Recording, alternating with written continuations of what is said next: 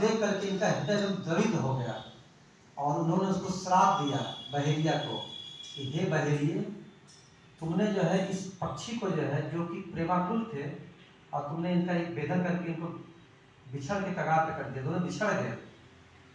मैं तुमको श्राप देता हूँ कि तुम्हारी कभी भी सदगति नहीं होगी और तुमको कभी भी जीवन प्रतिष्ठा नहीं मिलेगी। यही है जो पहला कविता आपके सामने छपा हुआ है, माँ निषाद। निषाद का मतलब बहेलिया या आखेटक, वही कहे कि हे आखेटक प्रतिष्ठा, तुमको कभी भी प्रतिष्ठा नहीं मिलेगी। ठीक है।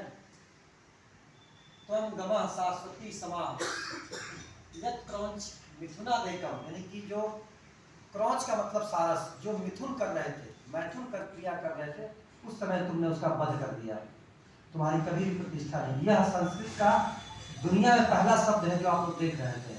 यहीं से संस्कृत की शुरुआत हुई। लोग कहते हैं कि भगवान शंकर के डमरू से निकला हुआ है संस्कृत का व्याकरण, तो उसको किसी ने सुना नहीं है, देखा है, लेकिन धरती पे आकर के यही वाल्मीकि जी ने पहला संस्कृत का शब्द कहा और रामायण नामक ग्रंथ की रचना किया।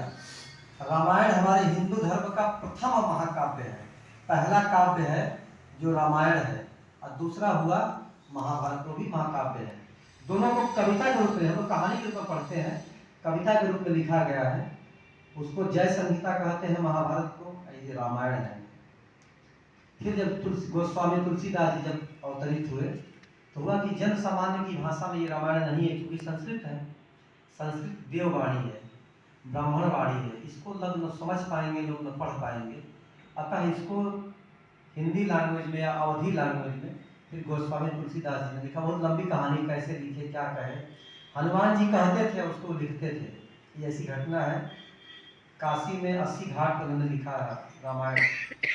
तुलसीदास जी ने रामचरितमानस लिखा, न कि उन्होंने रामायण लिखा। राम जी के चरित्रों का गुणगान किया। इन्होंने कविता लिखी रामायण महाकाव्य। पूरी घटनाओं को बिना जाने या बिना राम से मिले सब कुछ लिख चुके थे वाल्मीकि जी। सीता जी तो बाद में उनके आश्रम में आई, लव कुश बाद में पैदा हुए, लेकिन पूरी घटना का उन्होंने वर्णन कर दिया था। इसीलिए हम आज इनको याद कर रहे हैं, वाल्मीकि जी का ही महत्व है। आज विभिन्न सरकारी प्रतिष्ठानों में वाल्मीकि जी की जयंती मनाई जाएगी। हम लोग शासन के निर्देश क्रम में मंदिर में चलेंगे, वहाँ पे हनुमान चालीसा का पाठ करेंगे। बस यही था। अब 2 शब्द पंडित जी कहेंगे महर्षि जी के बारे में। कहिए, जो भी कुछ जानिए कहिए। आप लोग भी अपने अपने विचार व्यक्त कर सकते हैं, जो भी जिसको ज्ञान हो।